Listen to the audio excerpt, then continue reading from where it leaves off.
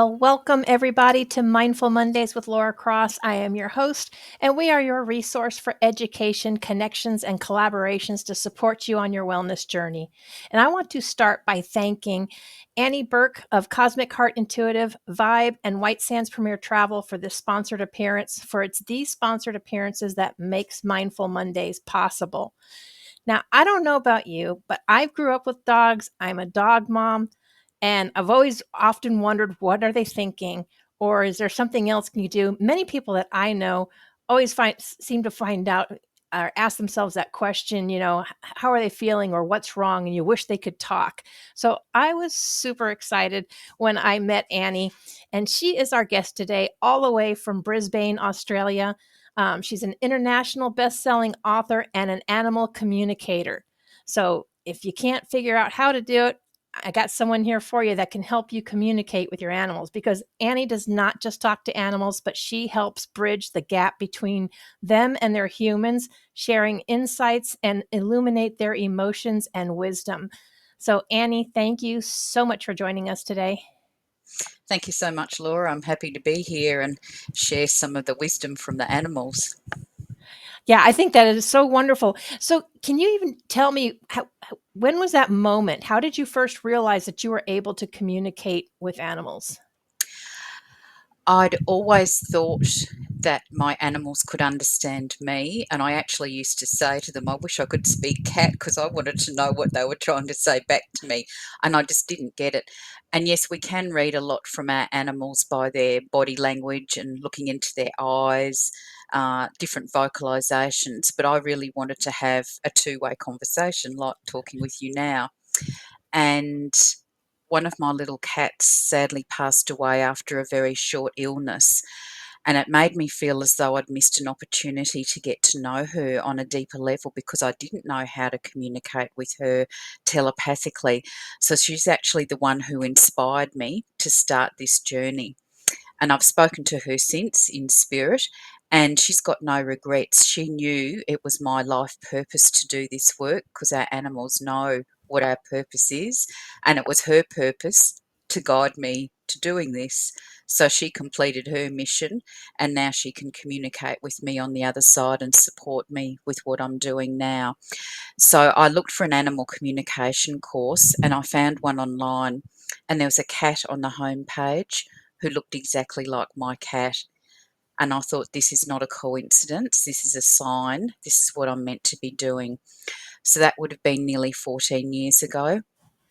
I had two very patient cats living with me at the time who became my teachers because I had no idea really what I was doing and how animals talk to each other, because it's not just a silent language where they can talk to each other and we can't hear it unless we tune in, but they also can send images, so they can send the letters of a word or they can send an image. So if they want to tell you love, they could send you the letters LOVE, or they could send you an image of a heart, or they might send you a little video snippet and you just see all these hearts.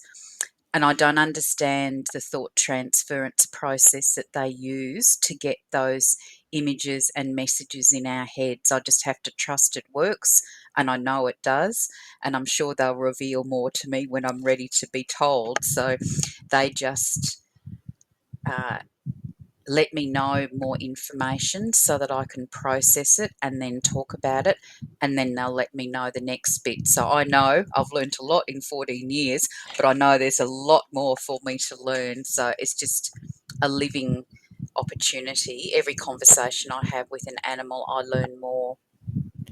So do you remember like your very first time? I mean, did it freak you out, or were you trying to Oh, figure out what was going, or no, with my cats, my boy cat, the first thing he said to me was sore left hip, and it was clear as a bell. And I thought, oh, it was a surprise because he was jumping up on my lap and jumping on the furniture and no sign of any, muscle or joint problems. Anyway, we had him x-rayed and he had early arthritic changes, and his left hip was worse than the right.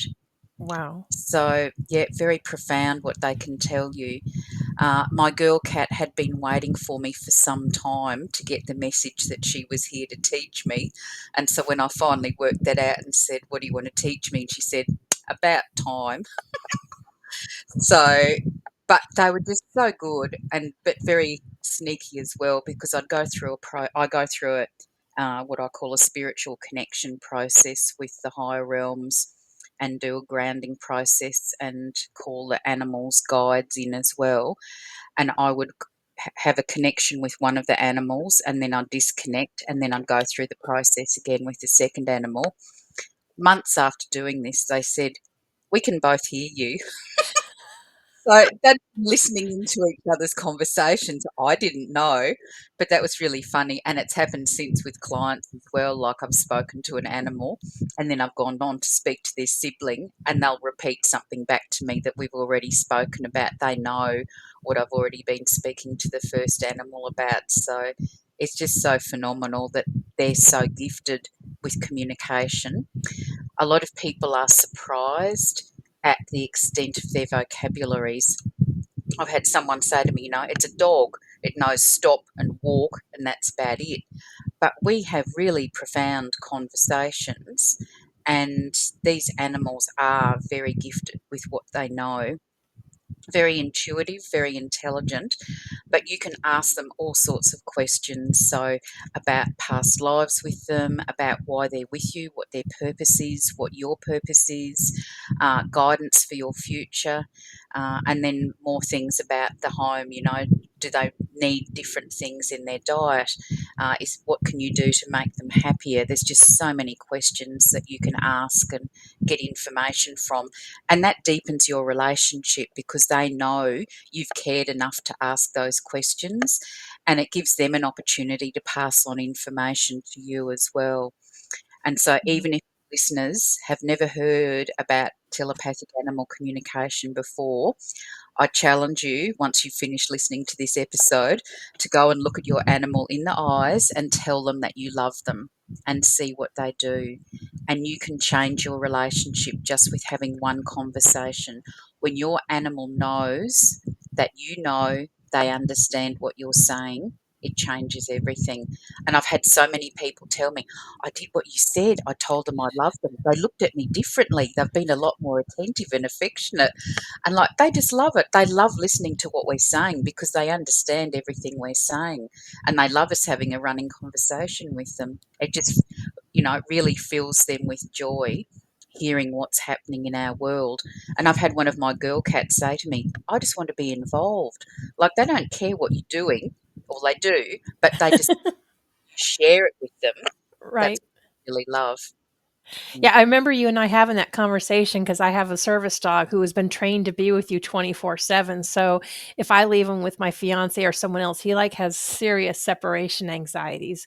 And I remember you telling me, just talk to him like you would your kids. Let him know how long you're going to be gone and when you're going to be back. So I always make it a point to do that. And so it doesn't always seem to be as bad, but he's always still kind of jonesing by the time mom gets home. And my fiance would be always making comments like, "You think I'd killed him while you were gone or something?" But he's just I will just expand on that just for your listeners. So the point is that some of your animals are with you with a guardian role. And if you walk out the door, they don't know where you're going. They don't know if you're coming back. They don't know when you're coming back. And some of them can feel as though they're failing you, because how can they protect you if they don't know where you are?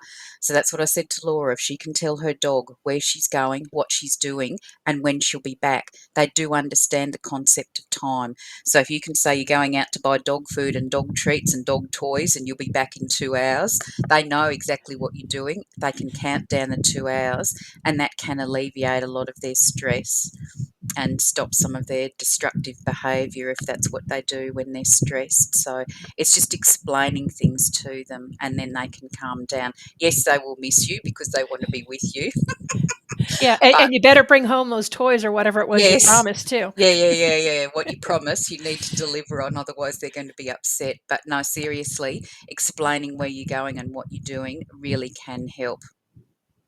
Yeah. So can you share a memorable experience of when an animal conveyed a powerful message to their human that you experienced with you or with your clients? Look, there's just so many Oh, because, yeah.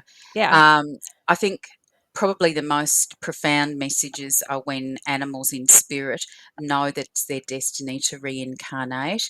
And again, a number of your listeners may not have heard about this yet, but it's something that I've now learnt through personal experience with a couple of my cats and with lots of clients.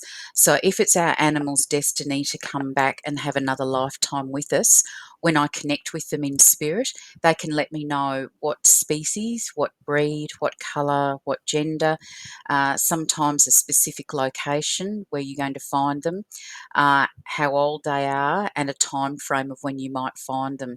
And this has just happened over and over and over. So I've just had a recent experience with a cat in spirit who is going to come back as a cat, but a different breed to last time. She described what she was going to look like. She's going to have long hair, and she described her colours. And she gave me a choice of two names, and she said, I'll be one of these two names. And her mum's just very excitedly contacted me a couple of days ago. She told me which state in America she was going to be at a rescue agency. It's not her home state, but she told me the state. And again, I don't understand how they know in advance where they're going to be, what body they're going to be in, how Yeah. they know. And mum's found her, and her name is one of the two names that she gave me. So mum's had to put in the adoption paperwork now. But this is what happens with lots of parents, that they get that opportunity to reunite with their animal's soul again in a different body. And it is weird having them back because sometimes they look exactly the same as they did last time. So they're still keeping called their old name. Sometimes they're completely different. Obviously, if they come back as a completely different species, like a cat coming back as a dog, but there's something about their behaviours that you recognise and you feel it on a soul level. And it's life changing for the human to have their animal back, but also life changing for the animal to come back and reconnect with their humans and their other animal family members. And it's just bizarre because within about 48 hours, all the animals have sorted out who each other is, and everything just settles back down to normal as though they've never left. They look different, they will have a different voice, and they smell different. And animals rely very heavily on scent, so they don't recognise them at the start through scent. So there may be a lot of growling or hissing or carrying on because they don't know who this is, and they have to recognise them on a soul level. And then it's just everything's back to normal again.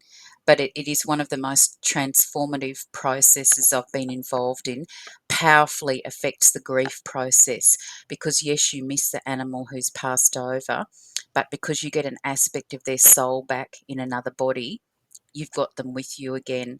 And that is just such a phenomenal experience. And I know personally what it's like. And yes, I still miss the animals that have passed away, but I know how fortunate I am to have had them show me what happens through that experience of coming back again so that I can help more animals and more people.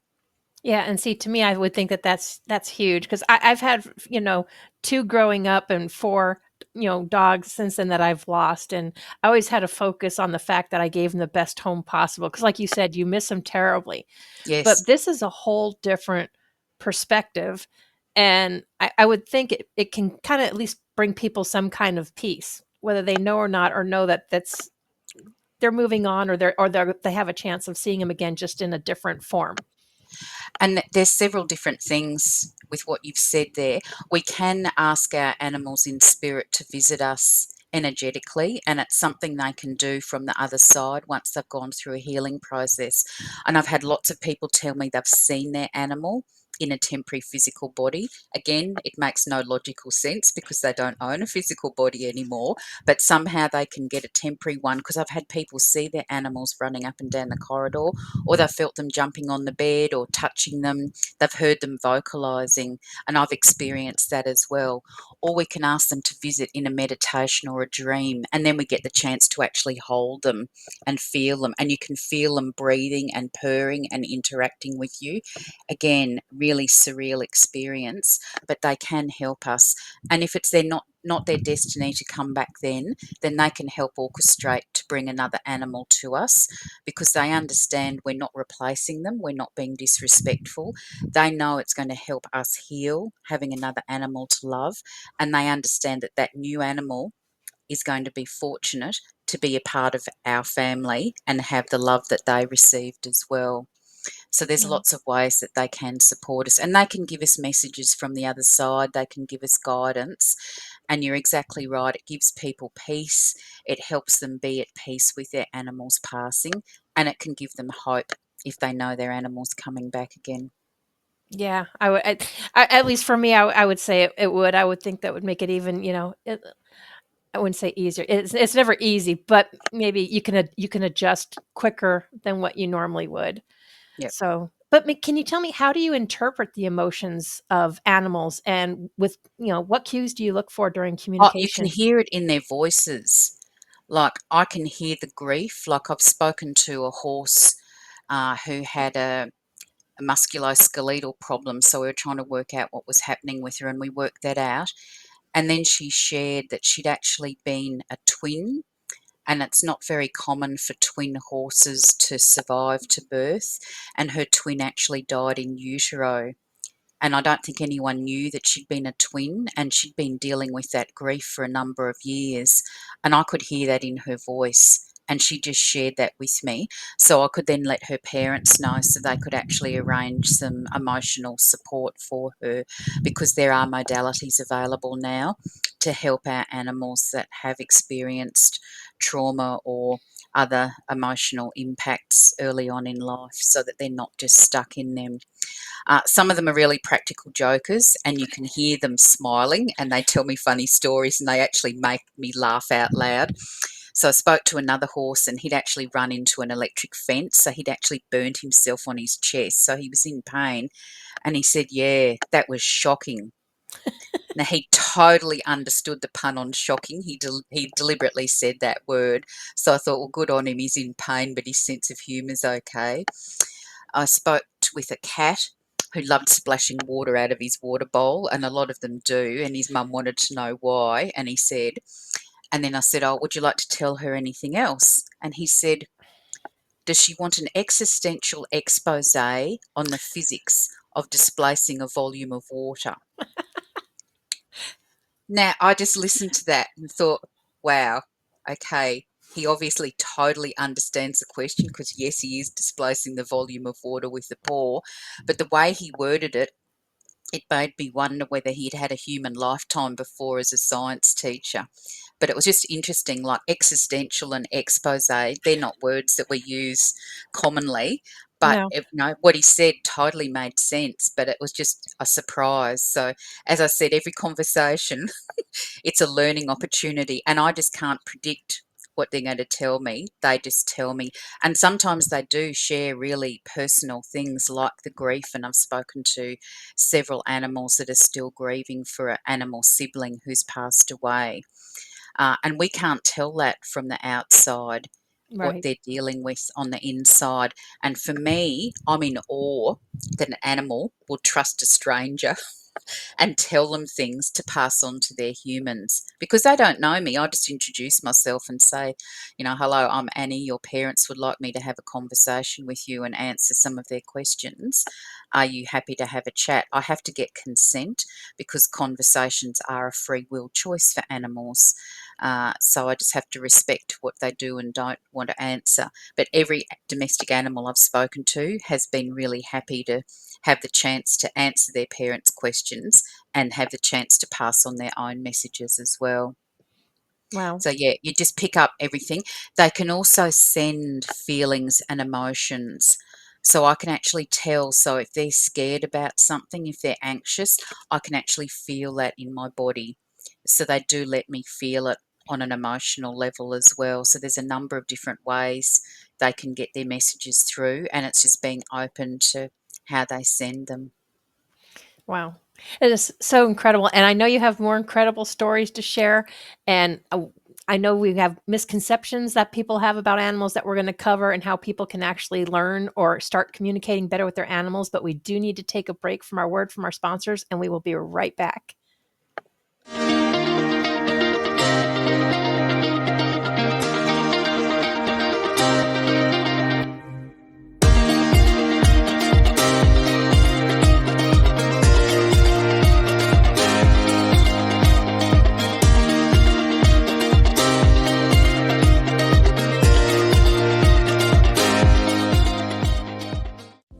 Relief for PTSD, anxiety, pain, insomnia, and many other ailments. Introducing Vibe, the world's only pocket PEMF device. You place in your pocket while cooking, cleaning, relaxing, watching TV, sitting at your computer, reading, or walking. Self-contained standalone device. No drugs. No other phone or Bluetooth connections required. No monthly subscription fees. No apps to download. No Bozone. The future of medicine is in the frequencies. Come join the revolution.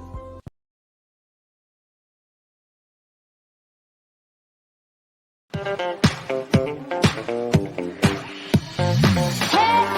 we got soul. Oh yeah, we got soul.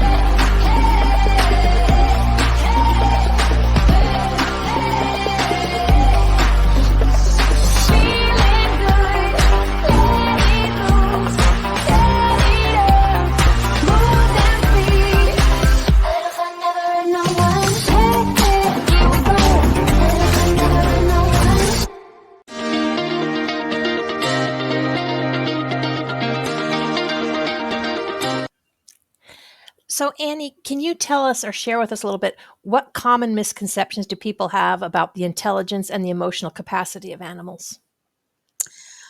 Look, I think even just understanding that animals understand everything we say, that's a basic thing. And a lot of people just aren't aware of how sophisticated their vocabularies are.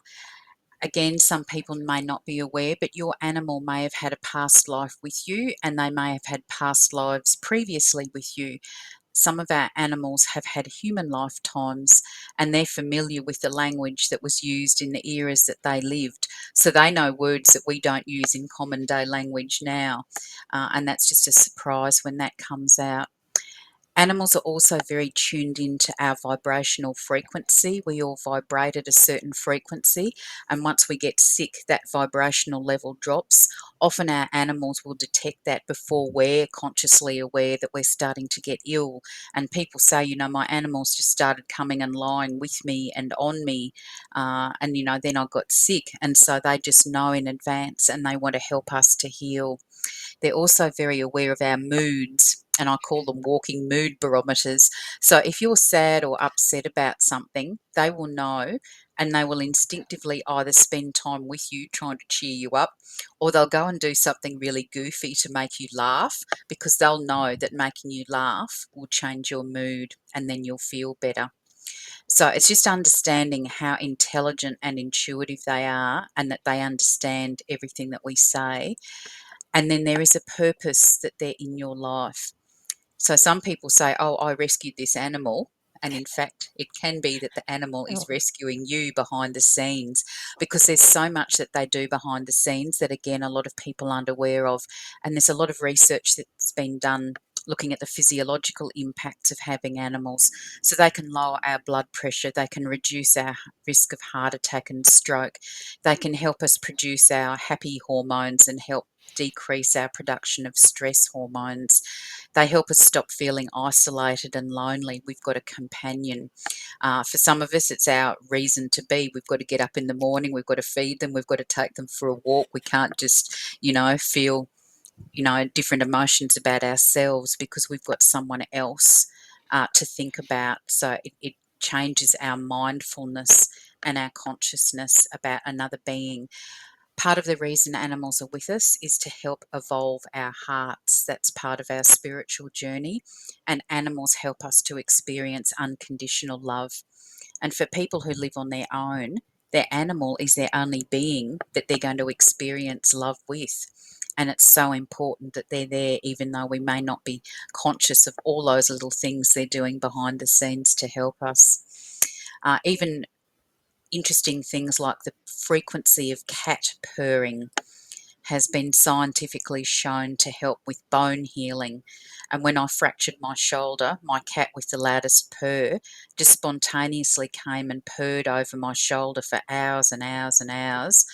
And I got really good healing very quickly and a lot of range of movement back very quickly, Wow. which was a surprise. So, yeah, and I didn't tell her. She just came and instinctively did that. So, And they th- do that. Even my other dogs that I had, whenever I was, like, feeling really not well, if I was sick or had the flu or something and I just need to stay in bed, it was just me at home, they would not bug me to go out unless they absolutely had to go, couldn't wait yep, anymore. When normally they'd be like, "Hey, can we go out? Hey, can we go out?" But it's like yep, they yeah, know yeah, when you yeah, don't feel good. It's just like they just, like, stop asking and they'll lay by the bed or be right there by you.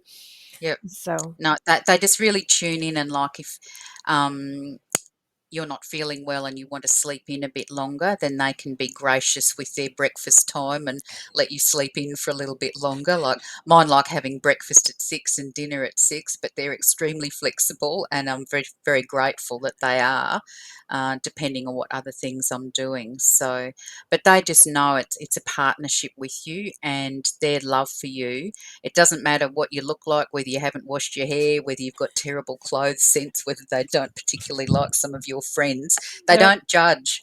You know, they just love you. You're their person, and everything is about you. Oh, they've been good. I know growing up as a kid, when someone my we had a babysitter one time and her boyfriend came over and my collie had never reacted to anyone, but this one, she growled and that fur stood up. She was not letting him in the house because there was something off about him that she sensed, and it's like, mm-mm. So she kind of like went into full protect mode. It really totally surprised us. But so it's not judging, but I would say they knew something was wrong. Oh, they pick up the vibes. And yes, I've got clients with cats and dogs that growl when someone comes to the door if they don't like the energy that they're sensing about them. And I know one of my mums now bases her employment on tradespeople, depending on whether her cat approves of them or not, because they're just they can judge whatever they're picking up. It must be some negative vibe, and they just do not want that person in the house with their humans. So they're letting their humans know there is a risk with this person, don't let them in. Yeah, it's Mm. really quite incredible. So, how does your work as an animal medium impact your view on the bond between humans and their pets? Yeah, so animal mediumship is talking to animals in spirit. And so, what animals have taught me is that once they pass away, although we don't have their physical presence anymore, their soul endures. So, I can still keep talking with them. And having those conversations is really powerful for the humans because they then know that they've got this conduit to still keep connecting with their animal. And it doesn't matter how long ago the animal passed away, we can still connect with them telepathically. So, for people who weren't there to say goodbye to their animal, or they don't have a diagnosis about why their animal suddenly passed away, their animal can give them the answers so then they can have some closure about that. There's also beautiful messages of love. You know, I always get asked, tell my animal how much I love them and how much I'd give to hug them one more time. Our animals feel that separation just as strongly. They want to come back and physically comfort us. So some of the messages that they pass back again are absolutely beautiful. Some of them are so clever, they actually tell me a little code word which I've discovered now through experience, which means nothing to do with the conversation, but it means something significant for the human. And then they know I'm definitely talking to their animal. And it makes no sense. My first experience of that was with a blind cat in spirit.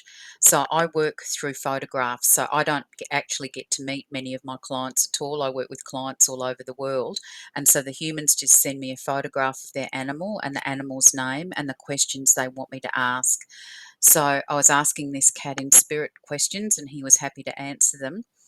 And then partway through the conversation, he said to me, rumple teaser. Now, I'd never heard that word before. And I thought, what is he saying? And then I thought, is he trying to say Rumpelstiltskin and I just haven't heard it properly? But then that made no sense with what we were talking about. So I thought, I must just be hearing things. So I just ignored it and we kept on with the conversation. And then he said it again very clearly. And I thought, okay, this is something I just need to pass on to his mum. And something made me intuitively think it. And I sent her a message and I said, was he ever called Rumpelteazer? And there was silence for a while. And I thought, oh, she's going to think I'm crazy. And then she messaged back and she said, oh, yes, I'd forgotten all about that. And apparently when she rescued him, he was living with a dog called Rumpel, and he used to get in trouble for teasing the dog, so he got called Rumpelteazer. He couldn't even see the dog because he was blind, but I Right. was just so impressed that he sent that word to me. There's no rational explanation for how that word got into my head apart from him telling me. So it let his mum know that I definitely was talking to her cat, and it just made me very conscious then, from now on, if I get a really weird word in a conversation, not to ignore it, but that's going to be the code word that the parent can then explain. And that's happened since. And it's just so bizarre. But again, it just shows how intelligent these animals are. And it makes their messages so much more powerful because their owners know that I'm definitely talking to their animal. Wow. Yeah, definitely. Because who would come up with a word like that, Rumpelteazer? I mean, that is not that's not something you pull Apparently, out of it's in thin the air. musical Cats, but I hadn't seen that at that stage. So, but yeah, it was just such an interesting word to use, but just a powerful example of how clever they are with their conversations. Yeah, most definitely. Can you explain the process of telepathic communication? How can someone learn to communicate with their own animals? Okay, so telepathic communication is what I do, and it's how animals talk to each other, whether they're domestic or wild. So it's a silent language. We can't hear it audibly like we're talking now. You hear it in your head. It is the most bizarre sensation because it's not audible going into your ear, it's actually in your head, as though you're hearing voices in your head. And animals have got all different voices, just like humans do. So I hear all different accents and tones when they're talking to me. There's a few things you need to do to get ready to open your telepathic communication channel. It's something we apparently all do automatically as young children, and then we grow out of it. Somehow we switch it off, but we can reactivate it, and that's what I've done. So, for people to do it, they do need to be a believer that animals can communicate and be open to receiving messages from their animals. Otherwise, they're just going to block themselves and they won't achieve anything. And I actually run a mentorship program now where I help people master telepathic communication, and we do exercises with verbal conversations, we do exercises with sending visual messages, and we have conversations sending emotions and feelings. So we're covering all those different ways that animals communicate with each other, and we work with living animals and we have conversations with animals in spirit as well.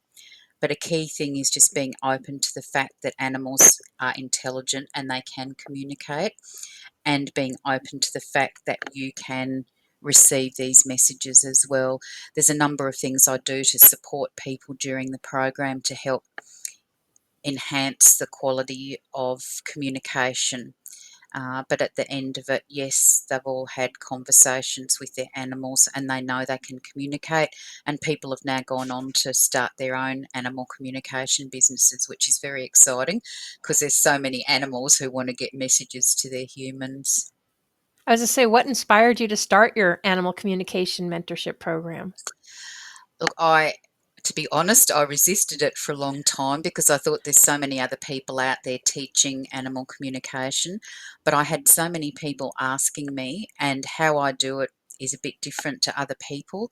And I actually work with people one on one and do live exercise sessions with their animals. The animals don't need to be in the house with them. We just tune in to them energetically, but it's actually with me, they're mentoring them and we're asking the questions and doing follow-up questions. So it's not just watching a series of videos, it's interactive. And it's just so funny listening to some of the answers that the animals come out with. I get people to work with two animals, and I had one occasion where I was working with a mum and her two dogs, and we do all the questions with one dog, and then we disconnect from that animal, and then we connect with the second animal and repeat it all. And while we were doing the first dog, the second dog started getting vocal. And we thought, oh, what's going on? And apparently his brother dog had used the word that he was going to use in one of his examples. So he had to think of another word, but he was just letting us know he wasn't very happy about it. So again, their personalities come out. And like when we're doing these sessions, we do 6 mentorship sessions. So we might do animal 1 first the first week and then do animal 2 first the next week. But some of them just want to be first all the time and they want to butt in. So it's letting them know boundaries and expectations that they will get the opportunity to answer all the questions, but we just have to rotate round who goes first. But yeah, again, it's just their personalities coming out, which is just beautiful to see. Yeah, and that's gotta be fun. So are the pets or the animals with you sometimes, or is it always in spirit or Oh, just we do with living animals, but they don't have to be in the room with the human when we're doing the session. So all of the conversations I have, I don't have the animals with me. And like I've had conversations with animals in the US and the UK. I'm not with them. I'm just Mhm. tuning into their frequency, and I can have the conversations. And the same with the mentorship. So you might be in your study or office where you are now. Your dog might be outside in the garden, and there might be another dog somewhere that you're using as your second animal. So they don't need to be physically with you, and it's probably better that they're not, so that they're not distracting you, and you can really concentrate on the connecting process and hearing the messages. But they will know afterwards, when you go and look at them afterwards, they'll know that they've answered your questions, and they'll interact with you differently. I have to get their consent to help you with the program because it's something that they probably have never done before, helping a human to learn how to talk to them. But they just love it, knowing the process, but then they know afterwards that how to receive their messages. So one of the cats that was in the program loves roast chicken. And so now that he knows mum can receive his messages when he's hungry, he just sends her images of chickens. And so she knows it's meal time. So, mealtime? Yeah, for him, I know by the look or the timer, he'll look at me and all I gotta do is look at my watch. I'm like, because he's on a schedule. I'm like, okay, yep, yep, got it. Gotta go do yep. this. hmm So, but how do you approach the conversations with animals that are in spirit? The same as with a living animal, I go through my energetic connection process. I introduce myself. I say that they're humans, want me to have a conversation with them on their behalf, and are they happy to talk to me? And to me, it's no different to having a conversation with a living animal or a Mhm. living human. And it's just, they're sometimes they're surprised. Sometimes it's been a while since they left, but they just love having that opportunity, and they go, "Oh, wow, what an honour!" Or they're just so surprised, and they might say, "Oh, I'd be delighted to do that." They just have to get over the shock of having a human talking to them telepathically, and then the fact that their human wants to ask some questions. But Have you ever for had him people, tell you no? no, No? no, every domestic animal has been happy. I've had 2 animals at zoos who didn't want to talk with me, and it's a free will choice. If they don't want to talk, they don't have to. One was an iguana, and he just sat there. I was allowed to take a photo of him, but he just did not want to talk, and so I introduced myself again in case he couldn't understand my accent, and he just continued to ignore me. So I just said, "Oh, thank you," and I just moved on to another animal. And the second one was a peacock, and the whole experience just freaked him out. And he's going, "What's going on? This has never happened before. What's going on?" And you could feel the agitation. Like I could hear him talking, but he was just totally surprised with having a human trying to talk to him. So I just apologised for disturbing him and left. So, but apart from that, every animal's been happy, and they know that you're the one who's talking to them, so they can have direct eye contact with you. I was speaking to a koala in a zoo, and he was the whole time head side on to me. And at the end, I just asked him whether he would mind turning his head round so I could take a photo. And his head just slowly turned around and looked at me, and then he gave me a wink. So he knew exactly who was talking to him. I have to tell you, I can't help but to have images of Dr. Doolittle in my head when, Oh, look, when it's you're talking just, about. but the same thing like with wild animals. Like I've been to zoos and I've been, out to animals in different sanctuaries and things. They know. I went to a zoo in England and it was actually a very hot day in summer, and all the lions were lying down sleeping, and a whole lot of school kids were there on excursions, and they're all roaring at the lions, wanting them to wake up, and the lions are just ignoring them. And after all the kids had left, I just connected with the male and just said, look, we're from Australia and we'd love to be able to see you if you'd mind sitting up for a minute so we could take a photo. And the next thing, the male sat up and he looked straight at me so I could take the photo. And the lady next to me said, he's looking straight at you. And I said, yes, I know. I asked him to. And she just gave me a weird look. And then he She posed probably for the thought you lost photos. your mind. Yeah, he posed for the photos and then he just flopped back down in the shade again. So I was very grateful to get the images. But it's just, they know exactly who's talking to them, and they can have that moment of connection with you. Yeah. Annie, in your experience, how can understanding animals' thoughts and feelings enhance the human animal relationship? Oh, it totally changes the depth of your relationship. As I said, even just one conversation, your animal can look at you differently, be more attentive, be more affectionate. It deepens the bond, and you find out so much more about the animal. You can make their life happier. They can support you in more obvious ways. And it's finding out how we can help them, like, are they in an early stage of a disease process? Are there things that we can do? I spoke with one dog whose mum was very intuitive and she thought there was something wrong with him, but she didn't know what. And he said it was only fair to tell her that he was in an early stage of cancer, so sort of precancerous cell changes, but he knew there was something happening at a cell level in his body. He knew that any diagnostic tests at the moment wouldn't show that anything was wrong, but he could feel it in his body, and somehow his mum was picking that up.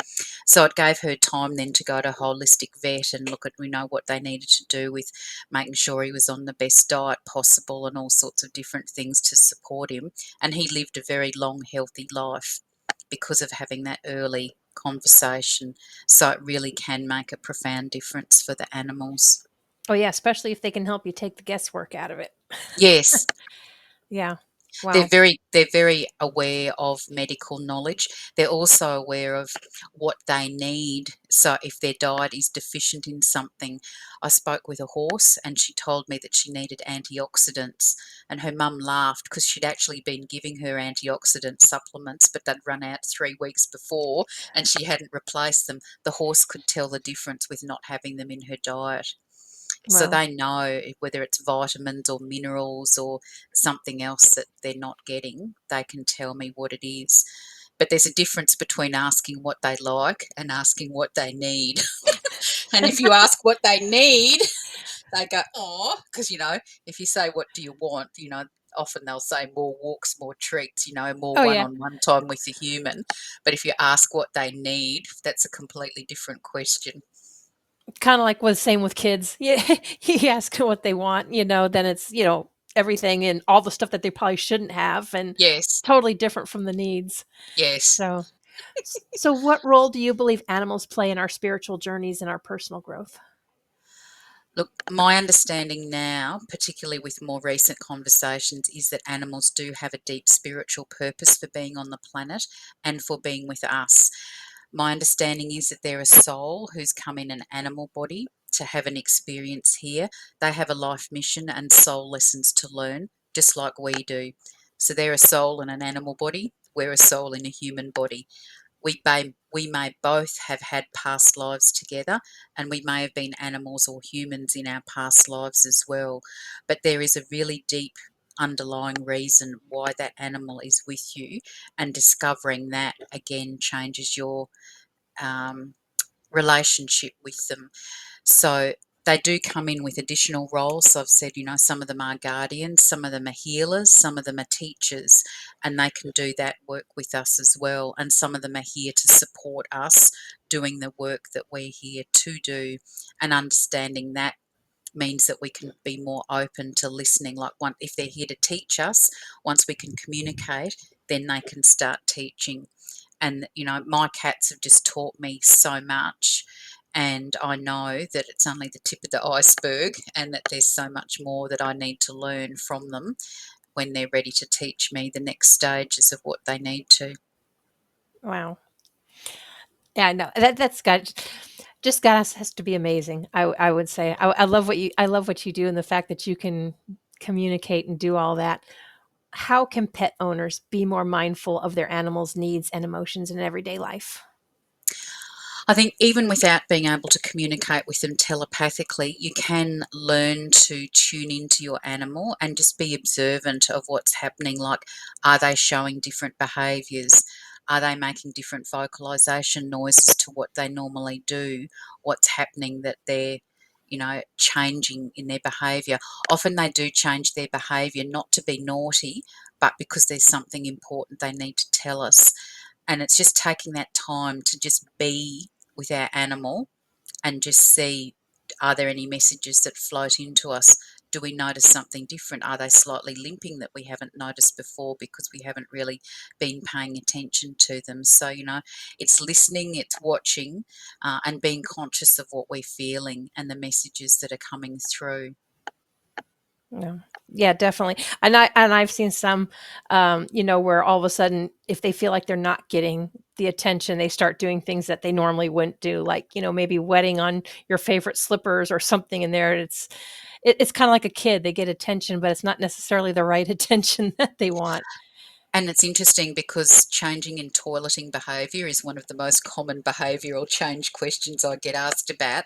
And none of the animals I've spoken to have been doing that to be deliberately naughty. They're trying to get a message through to their humans. And they're smart enough to know that if they toilet somewhere differently, we will notice, and they've got our attention. And once we understand what it is that they're trying to tell us, then the behaviour will stop. But Yeah. again, it's just part of how intelligent they are, that they know we will notice. Oh, yeah, like, yeah, notice, and hopefully you get the right reaction. But Yep.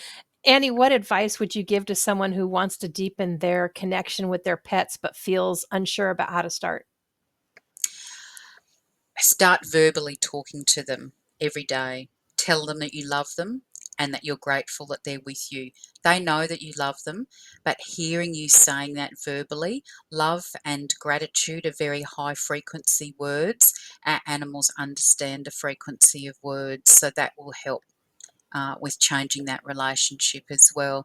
And we can't take them for granted. We don't know how long they're going to be with us, and it is really important to let them know that we love them.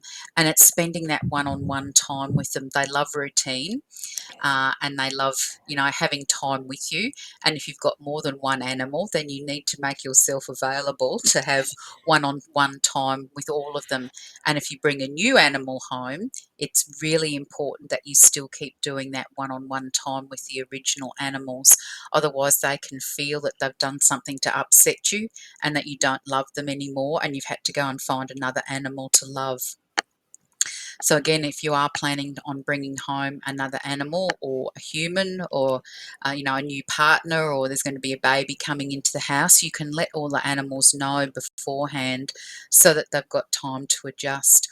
Or if you're doing something big like moving house, you can also discuss that with your animals as well, just so that it's not just a shock for them when suddenly they're somewhere different. Yeah.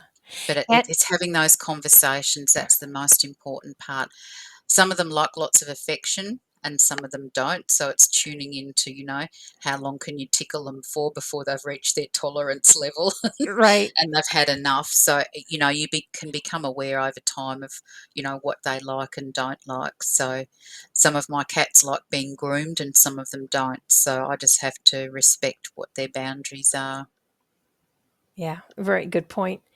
Annie, we've got a few minutes left. Your website, is that the best place, or is that where I know you hold master classes, some free master classes sometimes for people. Would that be on your website? Is that where people should It look for that? it will be, but it's not there yet. So probably the best thing for people to do, they can send me a message through my website, or you can email me at chintuitive@bigpond.com, and then I can let you know when the next masterclass is. So yes, I run free masterclasses once a month on all sorts of topics to do with animal parents. Yes, I do have a YouTube channel as well. So if you look me up, I've got lots of videos there, particularly about the reincarnation stories. I've got videos about working with me with reincarnation conversations, mentorship.